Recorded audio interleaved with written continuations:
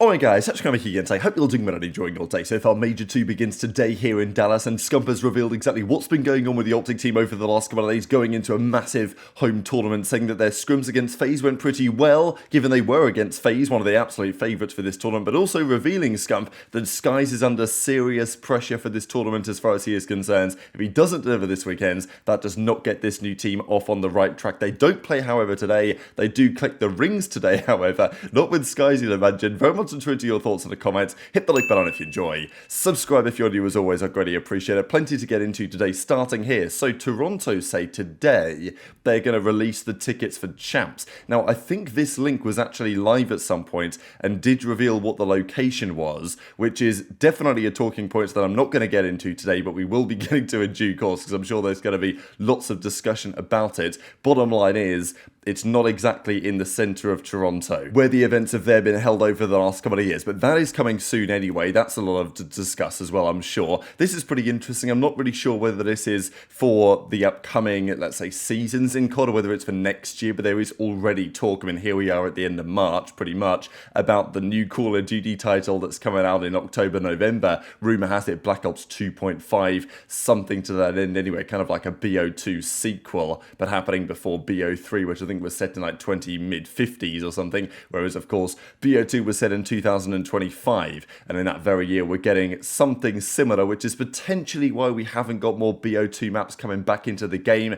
There was talk about Yemen and other maps potentially coming through. It seems like they're going to save all of them probably for this year's title, which maybe isn't a great sign for getting more competitive maps actually into this game to try and make it better, because I think the map pool does need some sort of a revival. This is pretty remarkable. Active pros who haven't won in a long time. You guys might remember when Priestahh got to 1,000 days without winning. So, of course, Clay won a lot back in the day, and then as time went on, he won less and less, and he went through a very difficult stint before Black Ops 4, really, towards the end of the Jetpack era into World War II, then to BF4, where Clay didn't win for 1,000 days, and it was a big talking point, right? Especially back then, because there were more events at that time, which I guess is one of the differences between back then and today, but also Clay was, such a big name, legendary player who'd won so much that him not winning for 1,000 days was a really big deal. Then he went on to win a lot more after that towards the end of the BO4 season, crushing it, winning a world championship that year, and then the rest is history with Dallas Empire the year after that as well. But pretty remarkable that the most recent tournament that TJ won, the fact as well that TJ is now kind of back to being a top player in the game is actually a crazy story. But we'll see if anyone beats TJ Alley 2,300 days in a row, because maybe this is the weekend where Ravens pull off the big upset. And yeah, this was the time. I mean, wow, what a time this was. Scump, Kremp, TJ and Dashy, your CDL Vegas champions, the first event of that 2019 season, but actually happened back in 2018. Usually in these videos before the event, we're talking about, the players are arriving, they're flying into the venue. But of course, pretty much everyone lives here in Dallas anyway, so it's not really a big deal. Not true for everyone, though. Here's Boston Breach, of course, getting in here today. They do play today, but they certainly have a challenging first-round game, let's say, to the very least, because they play the LA Thieves boys in the first round today. I thought it was pretty cool to see Thieves do their tour of the facility that's actually here in Texas, because it was one of the big, well, not complaints exactly, but when Gentlemates were coming into the scene and they were trying to get HyDra and Scrap, they were saying, look guys, we'll put you up in Texas and we'll do this, that and the other. So when Scrap and HyDra went to Nature and was like, hey, if you want to sign us, you've got to at least match that offer, the Thieves had to then come up with a way to get a facility in Texas. So, seemingly Lexus helped them out with this a fair bit, and definitely a big deal at that, because, it looks like a great spot, and obviously the team has been playing incredibly well as of late. As we say, back to LAN as of today. It does feel like a while since Madrid. There's been loads of online play since then. I think everyone wishes there were more LAN events, but it's going to be a big weekend. There are questions whether there will be any upsets this weekend as well, because there are two teams that are the clear favourite for this tournament. One is FaZe, and then the real favourite this time is Thieves. It's pretty rare that a team goes back-to-back. Certainly a team could three-peat in FaZe from the World Cup last year, Major 1, and now potentially Major 2 if they go on to win it. But Thieves right now have looked slightly better, at least in the online stint as of late. Their Search and Destroy has got considerably better. FaZe's online hasn't hasn't been so impeccable, but of course things can change when it comes down to LAN. This is the SMG pyramid that we put together. Simp on top, then aBeZy, HyDra, Gwinn, Envoy, Neptune. You know, I think you could potentially argue that JoeDeceives could pop up a tier and somebody else could go down a tier, but I think in general this isn't that bad. Nice to see Estriel in here and even TJ stepping up to the plate as well. And then from the AR side, we have Scrap at the top of the pyramid, replacing Cellium for now, which I think is, in my opinion, absolutely the right call. Scrap is just insanely good in terms of impact, in my opinion. And yeah, we did a little piece of content over the last couple of days here at the Airbnb and asked the question, who's the best player in the game right now? And the game, you know, the name that came to mind for me was Scrap, which is kind of crazy in a way just because of all, you know, Simp is here, Shotzzy is here, HyDra still exists, right? But I just think that the reason why Scrap came to mind as the best in the game right now is because with respect to the other ARs in the game and the other people doing his role, nobody does what Scrap does. On the SMG is, you know, Simp, HyDra, Shotzzy, among some others, are all up there in the conversation. But no one's putting in 99 stage after stage like Scrappy is as it presently stands. This was a picture yesterday. I've not actually been to the venue yet. I'll be there for the first time today, talking about, well, the OpTic boys getting ready. This is in their personal player areas or whatever they call them. And this is Skyz. That was a funny picture, really, looking over the rest of the team, presumably thinking, wow, how did I find myself in this position where I'm teaming with Shotzzy, Pred, and Dashy? So, yeah, Skyz is looking over with the OpTic hoodie on, Karma's in the background. I don't know, looking kind of stressed out. I don't know if this whole situation over the last few months has aged Karma to some degree, but yeah, here he is watching the boys get along and of course play some warm-up scrims yesterday before getting into the tournament. Of course, they start playing tomorrow. Bit of drama as well between Dashy, Simp was even getting involved as well, and Dashy here on the timeline, just because OpTic were not looking good as of late, and maybe that's still going to be the case this weekend, but they've at least maybe given themselves a chance to revitalise their team to some degree, and that is what Scump is talking about here. So a couple of clips to share for you guys. This one was interesting. Look, do I think he's just trolling a bit here and a little bit of impression farming? Probably, yeah. I don't think it was ever a massive conversation for Scump to come back.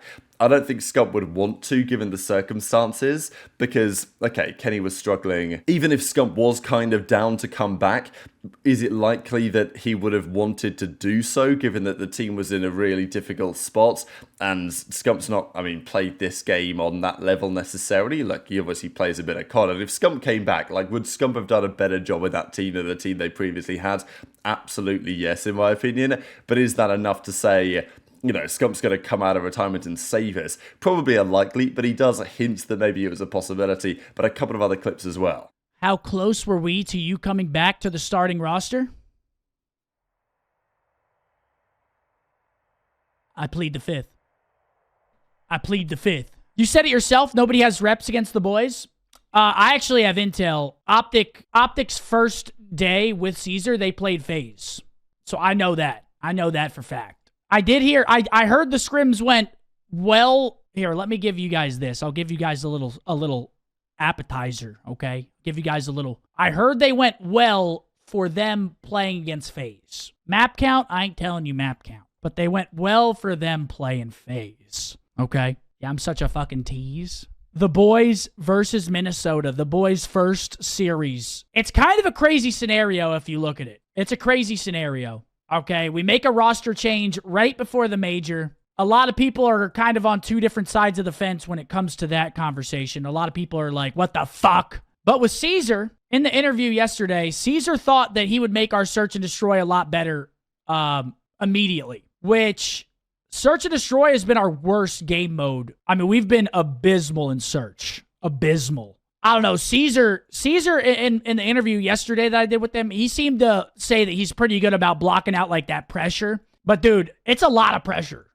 Coming in, I hope he doesn't watch this because I don't want to put any pressure on him. But dude, coming into the OpTic Major, it's your first official game with us. I mean, it's a pretty big ask, right? It's a big ask. If they win the tournament, I better see you slap Caesar's belly. Yeah, he said he was slapping his team. He made Paco slap his belly. Imagine that scene in the team room. I mean, talk about vibes. You got Paco slapping your belly. He's dropping a 1.3, slapping your belly after the series. Caesar was living a good life. Hey, Paco. Paco, go out, drop a 1.4, then come over here, slap Papa's belly after the series. Come here, slap Papa's belly. Caesar's a nut job, dude. I love him. So here we go again with the frying in Scrims cheese, right? We talked about it yesterday with some screenshots going around, potentially of OpTic looking kind of good in practice. And then today we've got Scump talking about that they played FaZe, and it went pretty well for playing FaZe. Now, I don't exactly know what that means. First of all, that probably means they lost the Scrim set, right? Like, you know, they played the hard points and the controls. They probably didn't win most of the maps.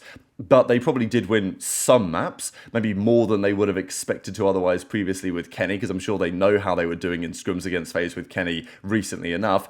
And of course, it's only the first couple of days of practice for them, so maybe there's some optimism there. There's always the possibility with scrims, though, that, you know, teams, it doesn't matter what happens, teams think they've done well in scrims. I think this is why this whole frying in scrims meme becomes a thing, because if you win your scrim set, regardless of how well you played, you'll be happy that you won it. You'll be like, oh, we beat this team, you know, 5-3, 6-2. We were cooking, right? Great scrim. Whereas if you lose 5-3, 6-2, but actually the maps you lost were super close, and you feel like, you know, you learned a lot in those scrims, and okay, you lost the scrim 6-2 or 5-3, but it felt like you were, you know, improving and only losing in some marginal moments, and maybe got unfortunate in certain cases, who knows? So then the team that loses 6-2, 5-3 will probably also say, yeah, you know, that was a good scrim set, right? Like we, you know, we made progress today. So, you know, like every team thinks that scrims are going well unless they're getting absolutely slammed, in which case then they will probably say that the scrims aren't going so well.